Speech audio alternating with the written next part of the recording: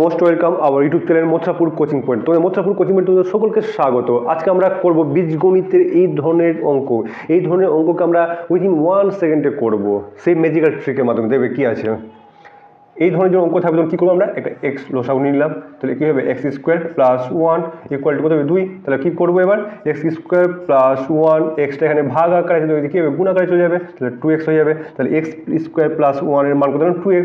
এবার দেখবে এই সংখ্যাটা এখানে কোথায় আছে লুকিয়ে, দেখবে এক্স স্কোয়ার প্লাস 1 এই সংখ্যাটা আছে না, তাহলে এর মান কত দিয়েছে 2x। তাহলে আমরা কী করবো, ওই জায়গাটা আমরা 2x লিখে দেবো, আর কি বেঁচে থাকলো 6x প্লাস 6x লিখে দিলাম।